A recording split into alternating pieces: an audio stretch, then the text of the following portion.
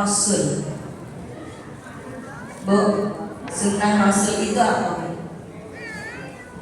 Bapak, sunnah Rasul apa ya Pak? Kalau biasanya Bapak Ibu kalau nanya ke ibu-ibu, jawabannya sunnah Rasul itu katanya menakutkan. Karena yang ada di kepalanya sunnah Rasul itu nambah istri katanya. Coba Bapak yang senang. Kalau ditanya sunnah Rasul yang ada di kepala ibu-ibu, udah aduh nambah istri nggak mau lah, sunnah Rasul katanya. Nah, sunnah Rasul di bapak-bapak kadang-kadang lain lagi Bu. Bapak-bapak sunnah Rasul apa? Kadang-kadang ibu-ibu juga jawabnya sama. Sunnah Rasul kadang-kadang hanya yang identik sama malam Jumat, bukan. Bukan. Apa yang disebut dengan sunnah? Kan kadang-kadang di mana-mana ibu juga dengar nih. Ini nyunah apa enggak nih? Itu Bu ya. Ini nyunah apa enggak nih? Sesuai sunnah apa enggak nih? Nah, yuk kita sama-sama kupas ya Bu ya. Apa sunnah Nabi yang harus kita pahami, yang harus kita ikuti, yang harus kita teladani dari Nabi kita Nabi Muhammad. Kalau kita bicara sunnah tergantung Bu, mau diterjemahkan atau didefinisikan dari ilmu apa dulu? Kalau dari ilmu hadis, shalahul hadis, sunnah itu adalah segala sesuatu yang disandarkan kepada Nabi Muhammad min qaulin au fi'lin au taqririn. Segala yang disandarkan pada Nabi Muhammad baik dari perkataan beliau atau perbuatannya atau ketetapan dan persetujuannya, itu namanya sunnah Nabi. Jadi ketika Nabi bicara, itu namanya sunnah atau sinonimnya hadis. Sunnah dan hadis dalam hal ini sama. Namanya lebih detailnya lagi sunnah qauliyah. Jadi ketika Nabi ngomong Bu, kata Nabi apa nih? Innamal a'malu binniyat. Sesungguhnya amal perbuatan kan tergantung sama niatnya. Itu kan omongannya Nabi tuh. Itu namanya hadis. Itu namanya sunnah qauliyah. Yang kedua, dari perbuatannya Nabi. Ketika para sahabat lihat ketika Nabi sujud misalnya, aku melihat Nabi meletakkan 7 anggota tubuhnya. Nah gitu ya. Aku melihat Nabi ketika sujud meletakkan lututnya lalu tangannya. Nah itu namanya sunnah. Jadi kita ngikutin Nabi ngapain, kita ikutin. Ada riwayatnya Nabi ngapain, kita ikutin. Ngomong-ngomong soal sujud Bu, sujud tadi kan Nabi diriwayatkan meletakkan 7 anggota tubuh ya Bu ya. Apa aja Bu yang 7? Kening, hidung, terus tangan, terus lutut, kaki. 8 jadinya. Ayo, hitung aja. Hidung, terus tangan, lutut, kaki. 7 ya. Hidung mendarat nggak? Ibu bapak kalau sujud mendarat nggak hidung? Gimana kak? Kalau Nabi itu sujud pasti hidungnya mendarat. Pasti itu. Kenapa? Mancung Nabi Bu. Nah kalau ada orang sujud tiba-tiba udah diusahakan biar hidungnya mendarat tapi nggak bisa, gimana Bu? Udah kita coba gini nggak mendarat. Sah nggak kira-kira? Sah. Karena apa? Urusan hidung mancung kayak Nabi, alhamdulillah. Tapi urusan hidung kalau kita mah hidungnya hemat ya Bu ya. Kalau nggak mendarat ya sudahlah. Nah kemudian yang ketiga adalah sunnah taqririyah, adalah ketetapannya Nabi. Nah ini Bu, ini juga hadis nih atau sunnah namanya. Contoh, Nabi tidak mengerjakan, tapi Nabi juga tidak memerintahkan. Hanya saja kalau ada sahabat yang ngerjain, Nabi no comment. Kalau Nabi no comment berarti boleh. Karena kalau Nabi melihat dan itu salah, Nabi wajib menegur. Kalau Nabi nggak negur berarti Nggak apa-apa.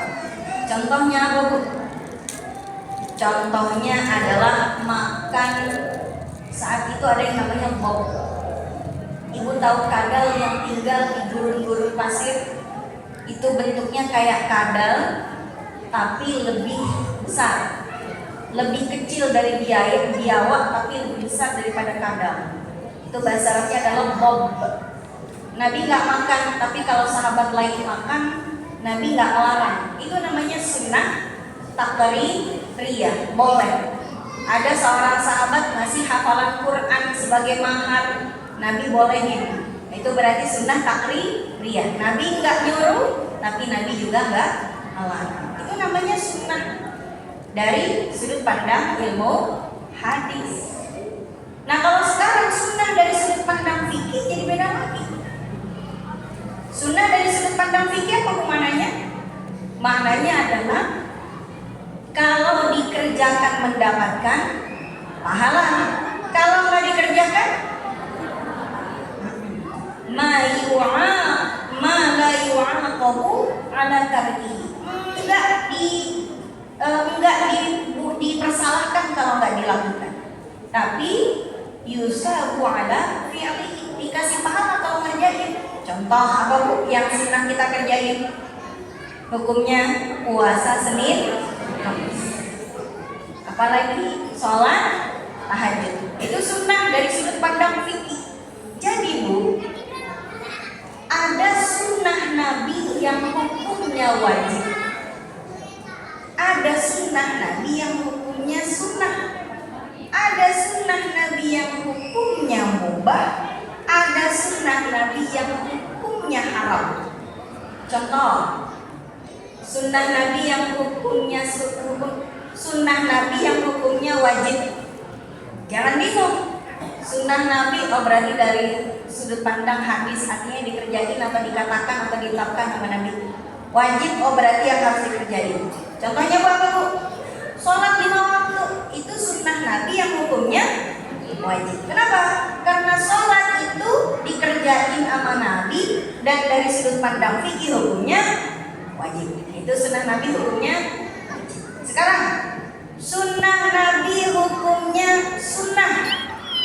Contohnya Bu, puasa Senin Kamis karena dikerjakan oleh Nabi dan hukumnya sunnah. Sekarang Ibu bisa nebak nggak Bu? Sunnah Nabi yang hukumnya mubah. Artinya ini dikerjakan sama Nabi, tapi kita nggak harus kayak begitu. Kita boleh kayak gitu, tapi kita memilih untuk tidak kayak gitu juga nggak apa-apa. Boleh aja. Contohnya apa Bu? Contohnya apa Bu? Beristri lagi. Bu mau bahas ini Bu, serius nih Bu. Contohnya sunnah Nabi yang hukumnya mubah adalah cara makannya Nabi. Ibu tahu bagaimana dalam hadis-hadis disebutkan cara makannya Nabi Bu? Nabi pakai berapa jari? 3. 3-nya begini apa begini Bu? Apa begini Bu? Ini. Sekarang pertanyaannya, harus gak kita makan pakai 3 jari? Tapi boleh gak kalau kita makan? Boleh. Kan tergantung makannya apa. Kalau Ibu makannya roti, kita kopek Bu, begitu. Kenapa dibilang Nabi makannya pakai 3 jari? Karena Nabi makannya roti Arab. Nabi makannya daging yang dikopek. Kopek Ibu, bahasa Indonesia aja apa tuh ya? Diginiin lah, ya. Kalau Ibu lagi makan bubur ayam, coba.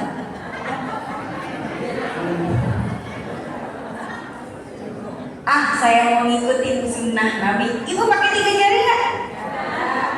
Cobain. Bubur ayam 3 jari cobain. Nah, melepuh tuh tangan kalau buburnya masih panas. Coba ya. Ibu lagi makan mie rebus, coba 3 jari. Jadi mau dilakukan atau tidak, mubah saja. Boleh, nggak apa-apa. Tapi nggak seperti itu juga, nggak apa-apa juga. Jadi jangan dibilang ada orang makan sendok, wah nggak sesuai sunnah Nabi. Iya sih, tapi kan nggak kenapa-kenapa. Nah gitu ya. Oke, baik. Sekarang ada sunnah Nabi yang hukumnya haram. Padahal kan kita dengarnya Bu di mana-mana, ikutilah sunnah Nabi. Ternyata ada sunnah Nabi hukumnya haram buat kita.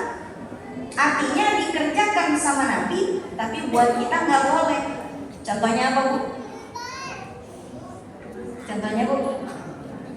Buat bapak-bapak sih contohnya Bu. Apa itu Bu? Nggak boleh lebih dari, iya. Jadi Nabi doang yang boleh. Apalagi Bu yang boleh, yang dikerjakan oleh Nabi boleh, tapi buat kita nggak boleh selain itu, yaitu shaumul wisal. Puasa enggak pakai buka 24 jam. Dari sahur sampai sahur Nabi pernah mengerjakannya, tapi kalau ada sahabat mau melakukannya, Nabi larang. Ada seorang sahabat bilang sama Nabi ini Bu, ya Rasul, ini udah maghrib, saya udah tahu nih udah punya buka, namun saya masih kuat, saya lanjutin aja dah sampai sahur biar pahalanya banyakan. Cuman ngomongnya bebas Arab. Ya. Kemudian apa kata Nabi? Jangan, nggak boleh. Tapi saya pernah melihat engkau ya Rasul, engkau tidak berbuka sampai sahur lagi. Kata Nabi, fa innallaha at'amani wa saqani. Allah yang masih makan saya, Allah masih minum saya, kamu nggak lihat? Kalau saya boleh, kamu dan yang lainnya nggak boleh. Jadi sekuat apapun ibu, begitu nanti buka puasa udah masuk maghrib, kita langsung disuruh berbuka. Bahkan disuruh jangan ditunda. Makanya kita punya istilah takjil. Apa Bu artinya takjil? Takjil itu bahasa Arab dari kata ajjala yu'ajjilu ta'jilan. Artinya menyegerakan, gak pakai ditunda. Jangan tunda kalau udah maghrib gitu. Cuman di dalam bahasa Indonesia takjil jadi beda Bu maknanya. Maknanya jadi kolak, maknanya jadi bubur biji salak, maknanya jadi gorengan. Bubur biji salak itu ya, yang gara-gara ditempa oleh Ramadan biji salak jadi empuk. Nah, baik. Jamaah sekalian rahmati Allah Subhanahu wa taala, ini adalah sunnah Nabi yang perlu kita pelajari. Mana yang wajib tidak boleh kita tinggal, mana yang sunnah sebaiknya kita kerjakan, dan mana yang haram tidak boleh kita lakukan. Itu adalah kecintaan kita pada Nabi.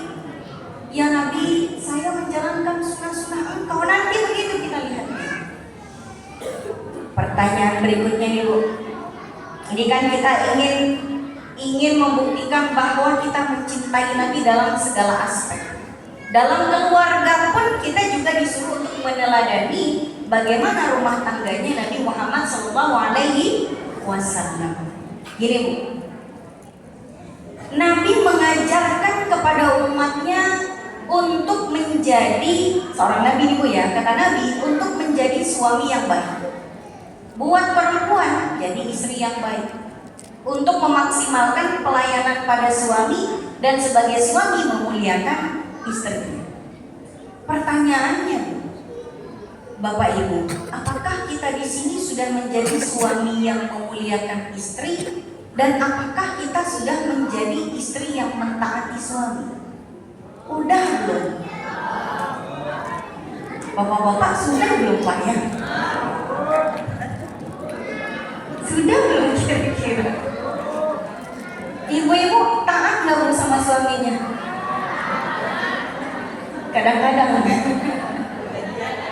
Pertanyaannya Ibu, Bu saya mau tanya, kan taat sama suami wajib ya Bu ya?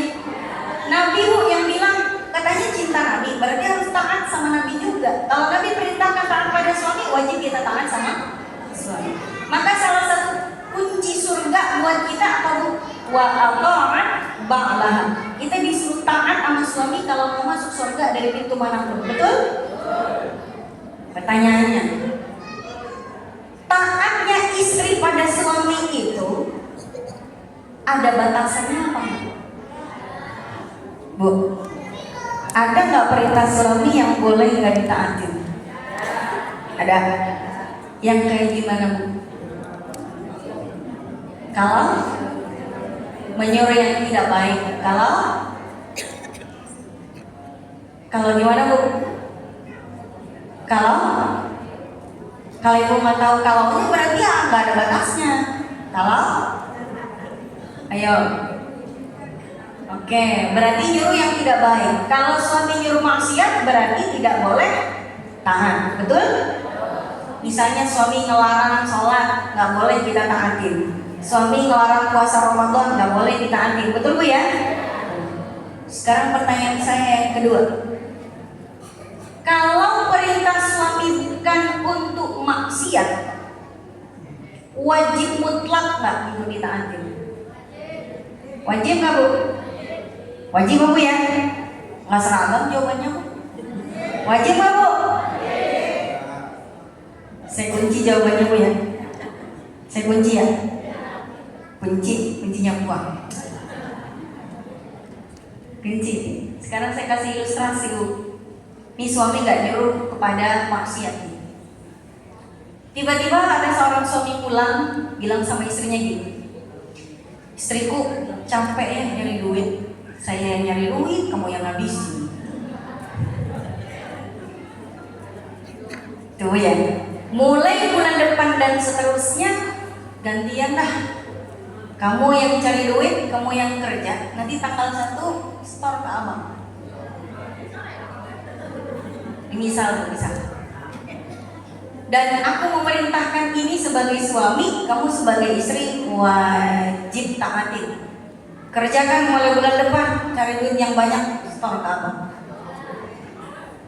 Bu.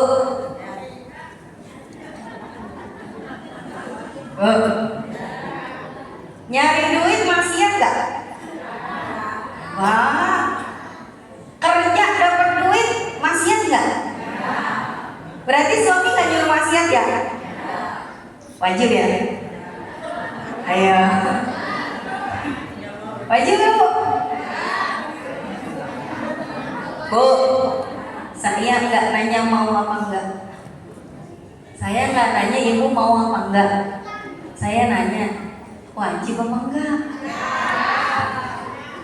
Bapak, istri wajib nggak Pak kalau kayak gitu?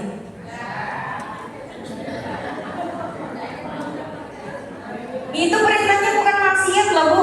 Wajib nggak? Ibu nggak konsisten berarti.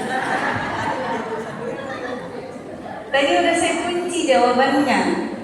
Harusnya jawabannya wajib gitu. Jawabannya enggak. Udah konsisten Bu ya. Berarti kita bikin rumusannya gini Bu. Aturan mainnya tuh kayak gini. Ada perintah suami yang haram ditaati kalau perintahnya menyuruh kita untuk bermaksiat. Ada perintah suami yang boleh ditaati, boleh ditolak. Pilihan ada di tangan istri. Kalau perintah suami berupa pelimpahan tanggung jawab. Kalau istri mau taat, boleh. Misal, iya Pak, makasih selama ini menafkahi kami ya. Mulai bulan depan dan seterusnya biar mama yang cari duitnya. Papa mau mancing silahkan, mama beliin alat mancingnya. Papa mau rebahan, mama beliin sofanya. Papa mau main game, mama isiin kuotanya. Boleh gak Bu? Kan saya nggak nanya mau apa enggak. Saya nanya boleh apa enggak.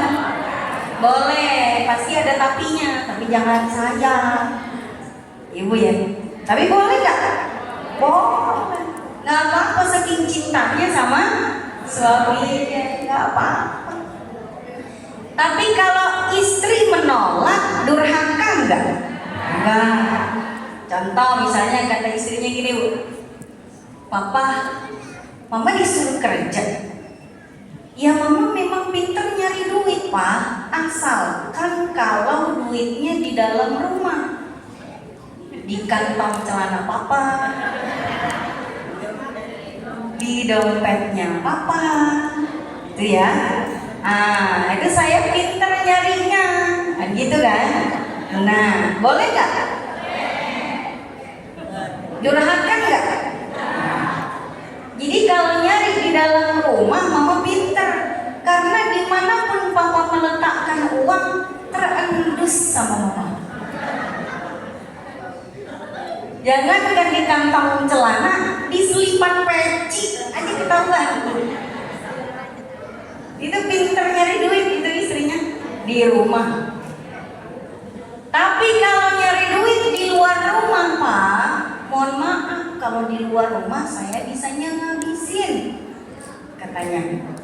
Jadi jangan khawatir, Papa nyari duit yang banyak, Mama siap ngabisinnya. Durhaka nggak kalau istri nolak? Enggak. Tapi boleh nggak kalau istri mentaati? Boleh. Kalau istrinya mau, jatuh-jatuhnya sedekah. Kalau istrinya menolak, ya memang haknya. Tuh ya, ibu pilih yang taat apa yang nolak? Ya terserah ibu. Ibu ya, terserah ibu. Baik, ini tentang taat. Tapi Bu, selain yang dua ini, kalau suami nggak nyuruh maksiat dan tidak memerintahkan pelimpahan tanggung jawab, wajib suami nyuruh dandan tiap hari, wajib dirinya, asalkan di modalin gitu kan. Ini suami udah ngasih duit, mama beli skincare atau make up, pokoknya papa nggak mau tahu. Daster mama yang bolongnya 13 biji, buang. Wajib nggak? Wajib.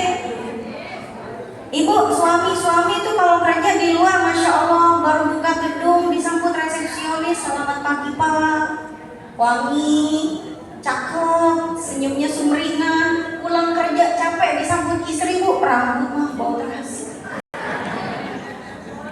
Daster bolong 13 biji belum dijahit. Iya, ya kan?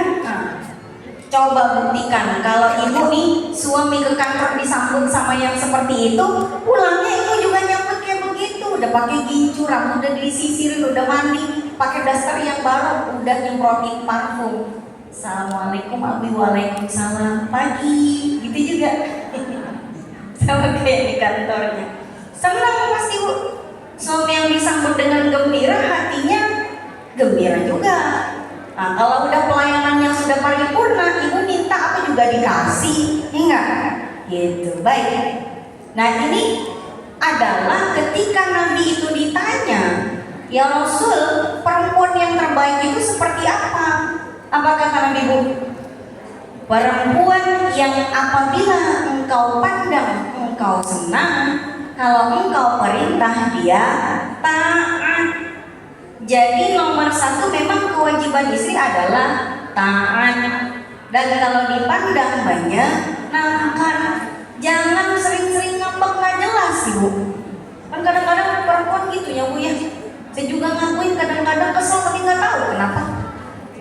Begitu ditanya sampai kenapa sih? Nggak tahu, dia tuh lagi kesel aja. Kenapa keselnya? Nggak tahu juga. Nah, kalau dia seperti itu, tetap senyum aja, senyum aja, gitu Bu ya. Yang penting suami kalau melihat kita demen aja gitu. Nah itu termasuk perintah Nabi bagaimana menjadi istri yang menyenangkan. Nah sekarang yang kedua kepada para suami apa Bu kata Nabi? Khairukum li ahlihi wa ana khairukum li ahli.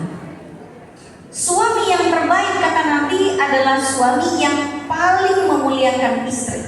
Dan aku kata Nabi adalah orang yang sangat memuliakan istriku. Gak ada ceritanya Nabi marah-marah, maki-maki istrinya, gak ada. Gak ada. Bu, saya mau nanya nih Bu ya. Yang wajib masak siapa sih Bu? Istri. Yang wajib nyuci nyapu? Istri. Gimana Bu?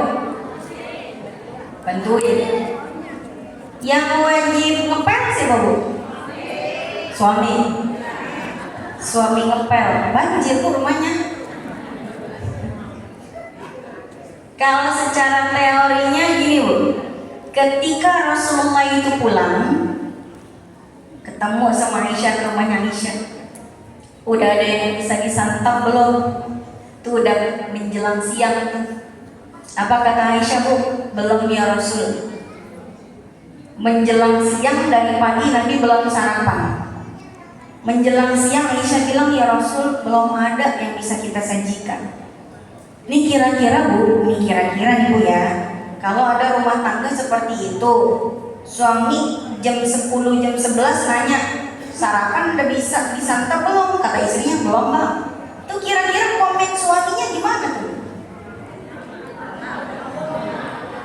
Gimana ya? Gimana? Bapak paham Pak, mohon izin Pak, kalau istri belum nyiapin makan jam segini Pak, kira-kira respon Bapak gimana ya Pak ya?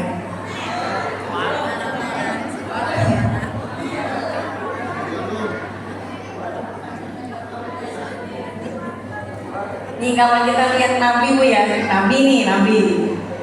Kata Nabi gini, Izan ana shaim. Oh, belum siap juga jam segini. Ya udah, saya puasa aja. Kagak enak sama saya. Yang penting kalian makan, jangan lupa. Saya puasa aja, kagak usah repot mikirin perut saya. Saya puasa, kata Nabi. Nih suami siapa Bu ya yang kayak gitu? Ada nggak Bu? Nggak ada. Nabi Bu nggak ada duanya. Tapi jangan gini Bu. Ya Allah, suami saya pengen banget kayak Nabi. Pertanyaannya kita udah jadi umur mukminin belum? Bu ya. Nah, kalau yang mau diteladani Nabi kayak gitu Nabi tuh.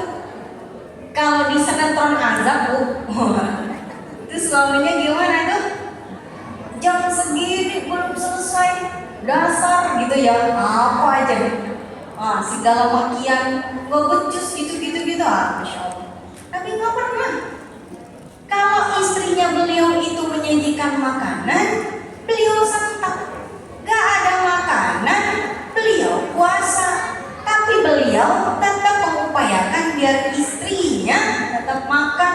Tapi beliau biar istrinya gak enak hati, beliau puasa aja, jangan khawatir saya puasa kok, kata Nabi gitu. Nah hadis ini diambil dua kesimpulan. Kesimpulan pertama adalah bahwa ternyata mengurus rumah tangga itu bukan kewajiban istri. Tapi kalau istri mau melakukan, pahalanya besar. Karena istrinya Nabi, walaupun tahu itu bukan kewajibannya, tetap ngerjain. Dan Nabi, kalaupun istrinya tidak melakukan, tidak pernah menegur. Indah kayak begitu. Jadi saling memahami gitu. Jangan sampai itu misalnya, kalau ustazanya berarti urusan dapur nggak kewajiban istri. Nah ntar suami pulang minta teh apa Bu? Jangan sampai gini Bu, suami pulang, "Ma, teh mana Ma?" "Papa, kewajiban istri bukan bikin teh. Tuh gulanya, tuh tehnya tuh dispenser." Ya nggak gitu juga. Karena kan yang ingin kita teladani istrinya Nabi, yang walaupun itu bukan kewajibannya, mereka tetap berlomba-lomba melayani Nabi. Tuh ya, baik. Nah intinya bagaimana kita meneladani keluarganya Nabi Muhammad SAW dari semua aspek. Dari aspek keluarga, bermasyarakat, dan hubungan sosial. Nih Bu, kita tahu bahwa kalau kita ingin meneladani Nabi dari sisi sifatnya Nabi, sifat wajibnya Rasul itu ada berapa Bu? Sifat wajib bagi Rasul itu ada. Anak-anak ada yang tahu nggak? Sifat wajib bagi Rasul ada? Ada 4, apa saya? Nomor 1? Nomor 1? Amanah. Nomor 2? Sidik. 3? Tabligh. 4? Fatona.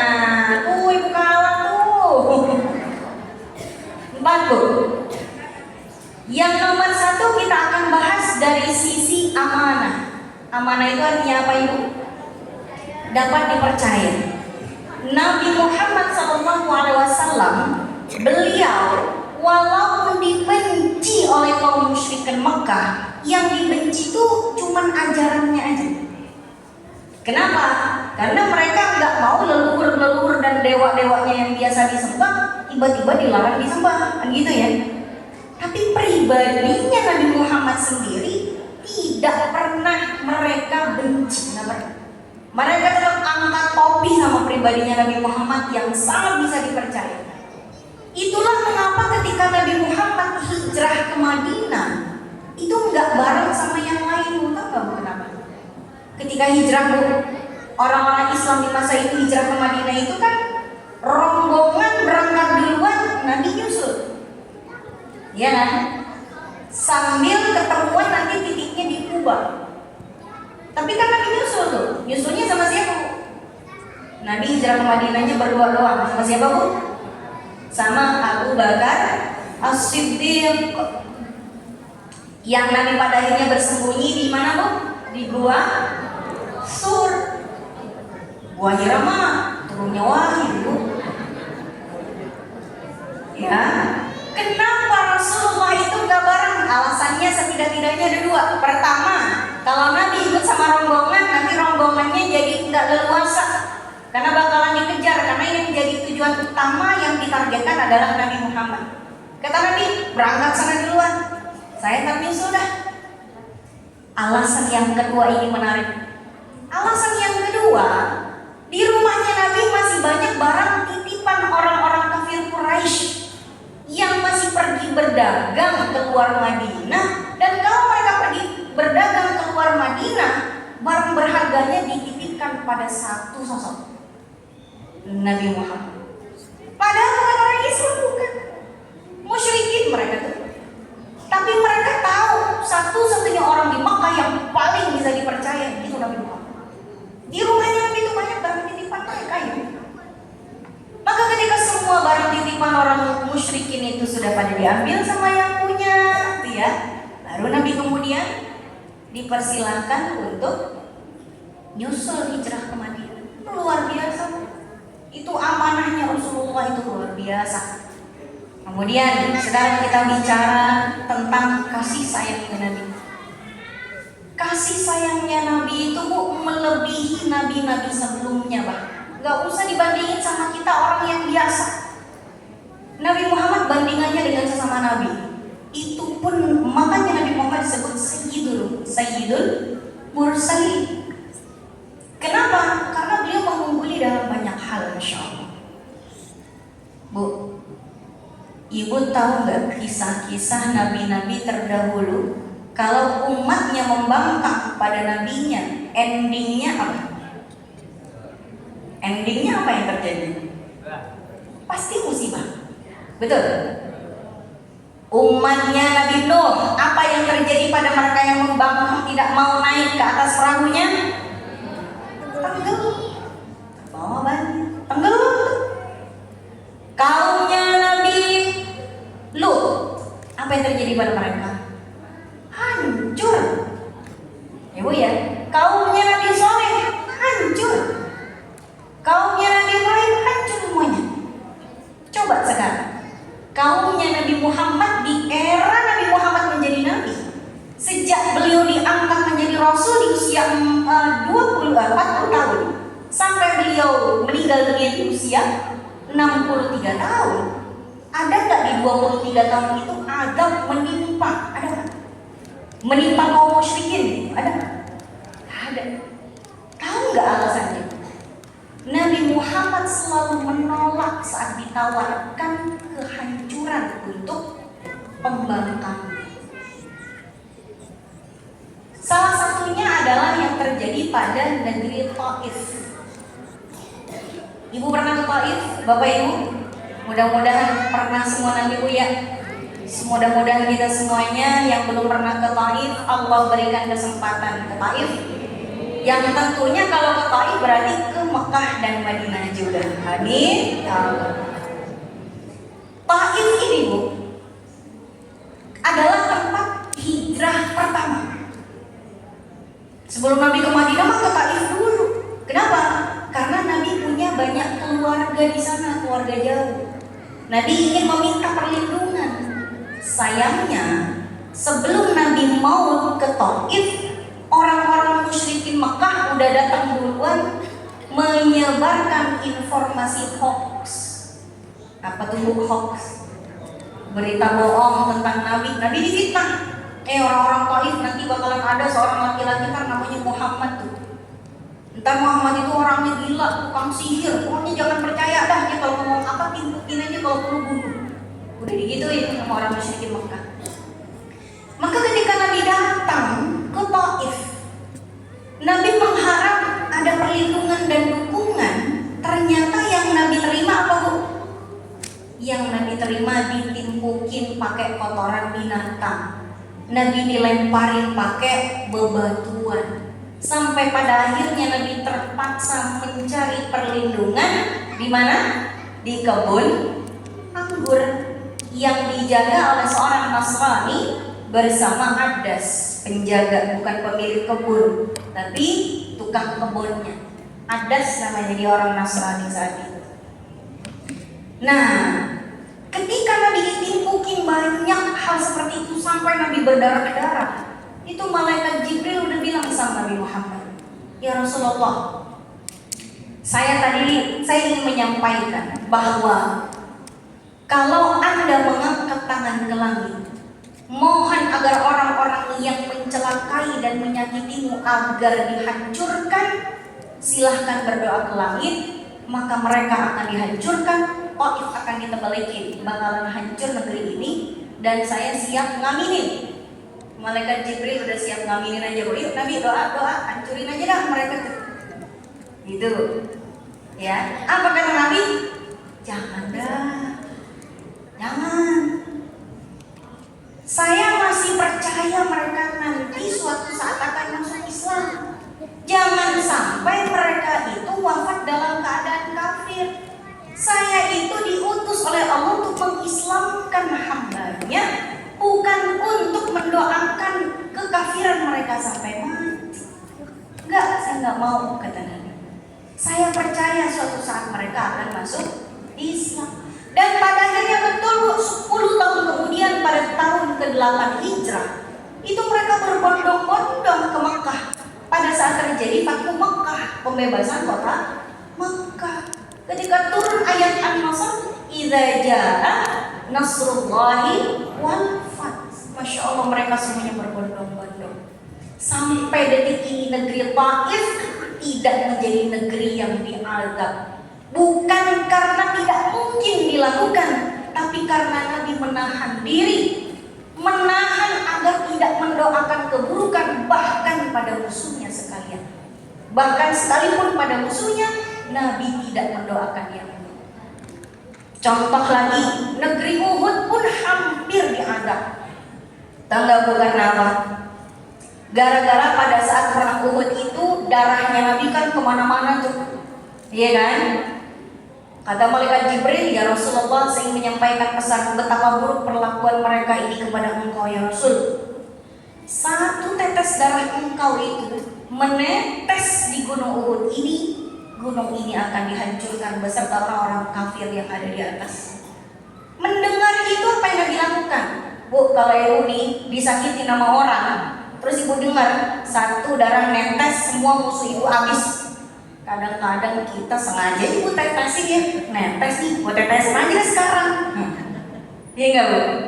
Iya. Tapi Nabi enggak. Wah, Nabi malah risau. Aduh. Akhirnya setiap kali ada darah yang menetes dari gigi beliau yang hampir rontok itu, Nabi ambil sorbannya. Kalau ada tetesan Nabi giniin pakai sorban. Enggak ada yang netes. Coba satu aja netes, wah orang-orang kafir selesai itu. Tapi Nabi, ya Allah, jangan dah, entar mereka bakalan masuk Islam dah. Kalau harus meninggal entar dalam keadaan muslim aja. Maka ketika Nabi Haji Wada, itu yang masuk Islam itu ratusan ribu. Umat yang paling banyak yang ditinggalkan oleh seorang Rasul, dan gak pernah ada sejarah sebanyak itu. Nabi Isa meninggal, dikit pengikutnya. Nabi siapa lagi? Musa. Dikit. Apalagi Nabi Musa umatnya udah dianggap jadi apa bu? Jadi kera, ada gara-gara nggak bisa menahan diri untuk tidak mencari ikan pada hari Sabat. Tapi umatnya Nabi Muhammad walaupun menentang Nabi, Masya Allah, Nabi luar biasa. Kira-kira kita bisa nggak meneladani Nabi dengan setabah itu? Kalau kita disakiti nama orang, bisa nggak kita menahan diri untuk tidak mendoakan yang buruk? Bu, ibu kalau difitnah sama tetangga yang bukan-bukan, ibu doain yang baik apa yang buruk ke dia?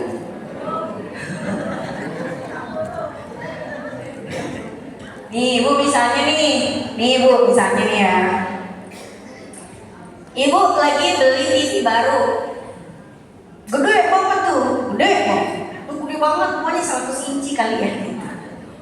Sampai susah masuk rumah bu, tuh TV-nya. Datang tetangga, udah datang TV-nya, iya.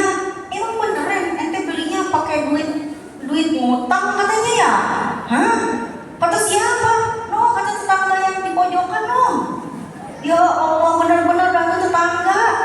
Bukan ini mas, saya mau beli lunas bukan paylater apalagi pinjol. Enak aja. Ibu difitnah kena pinjol demi beli TV. Gedeg nggak bu?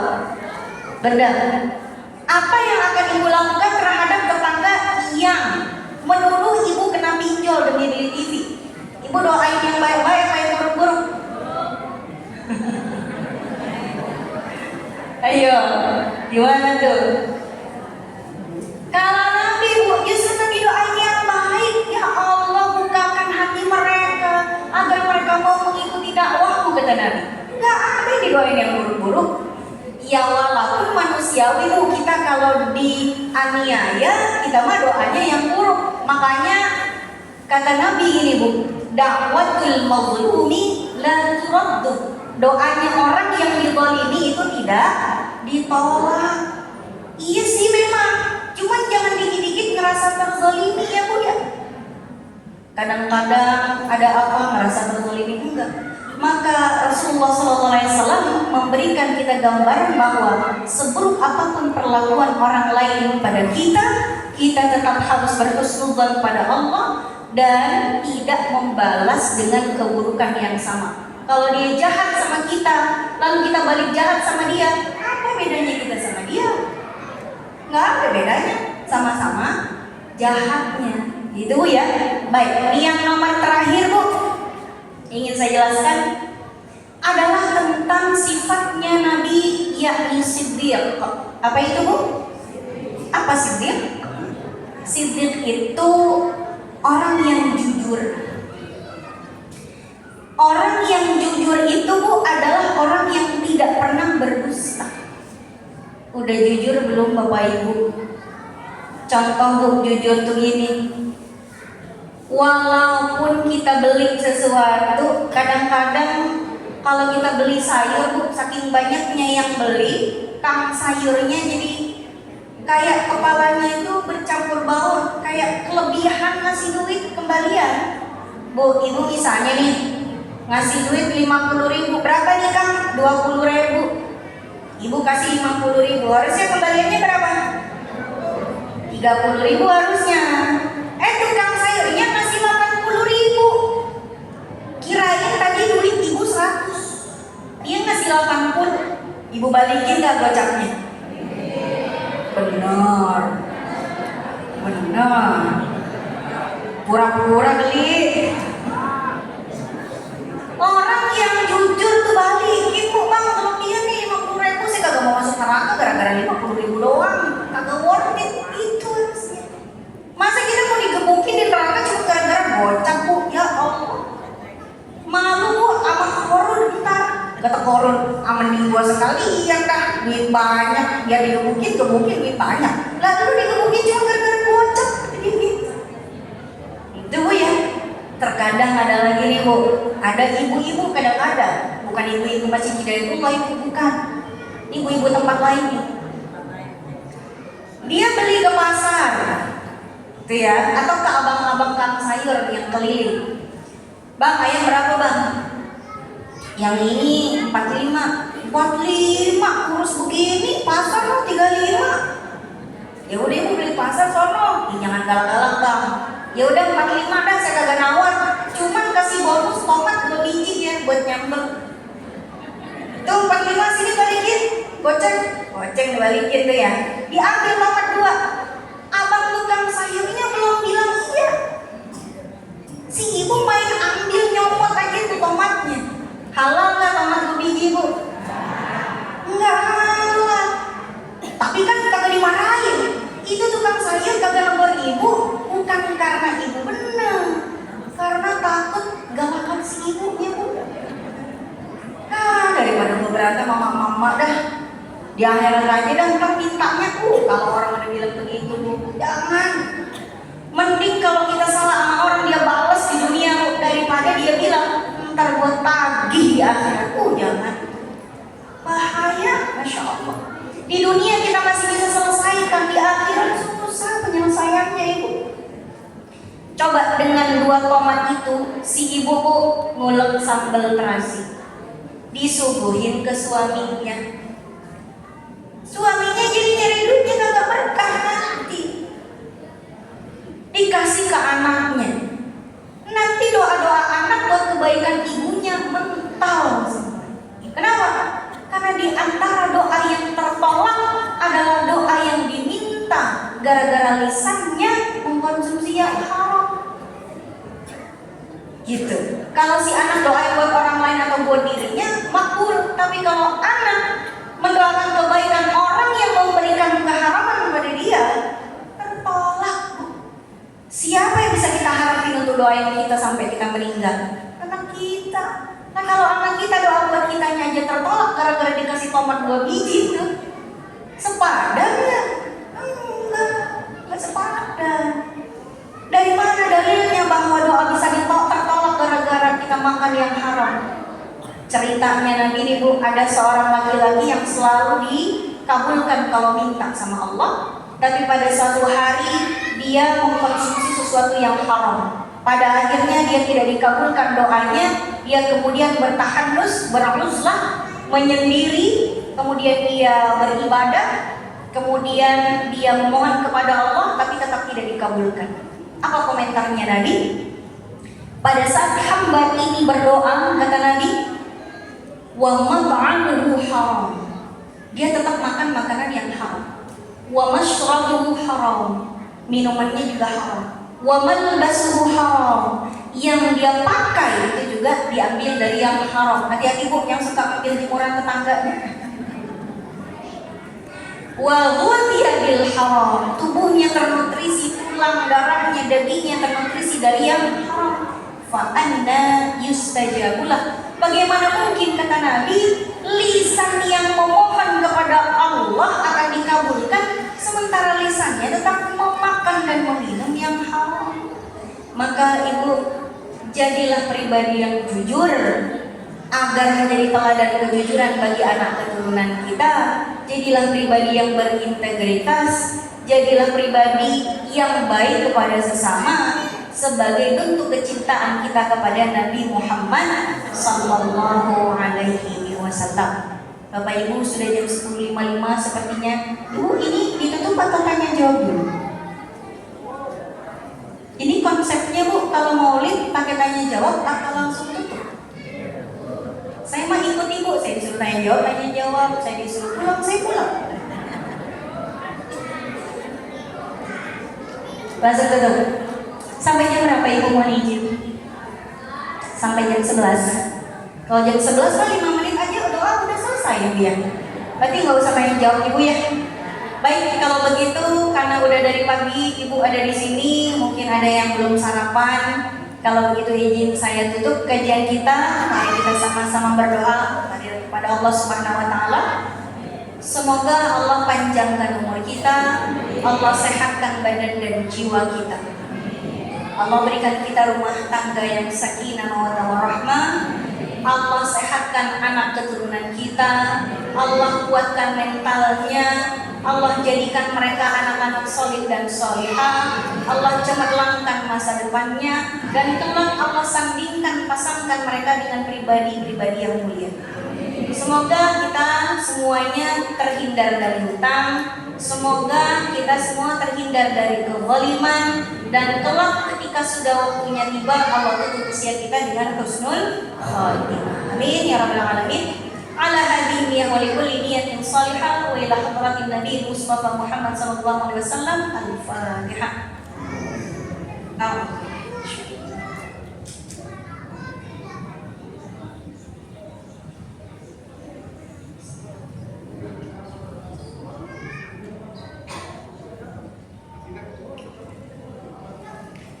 Allahumma salli wa sallim ala sayyidina Muhammad wa ala ali sayyidina Muhammad hamdan yuwafi ni'amahu wa yukafi'u mazidah. Ya Rabbana lakal hamdu wa lakal syukru kama yanbaghi li jalali wajhikal karim wa 'azimi sultanik.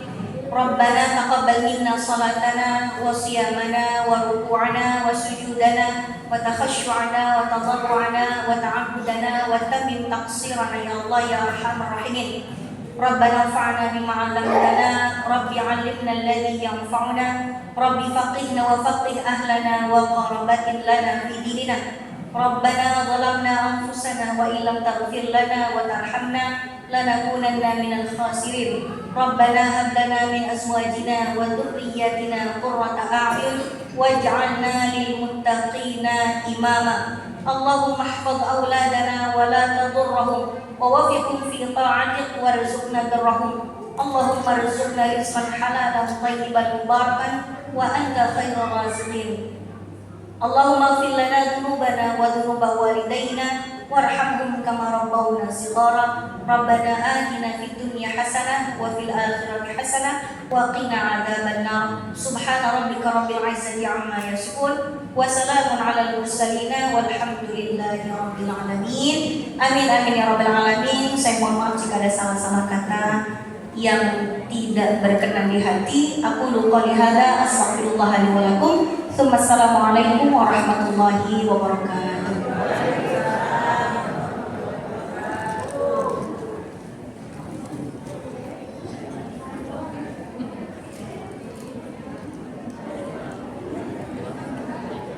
Terima kasih kepada Al-Mukarramah Ustazah Haidi Haryani LC yang telah menyampaikan ilmunya kepada kita semua dengan penuh hikmah. Semoga kita semua dapat mengamalkan. Bapak, Ibu-ibu, sebentar kita belum tutup, duduk dulu ya, sebentar boleh.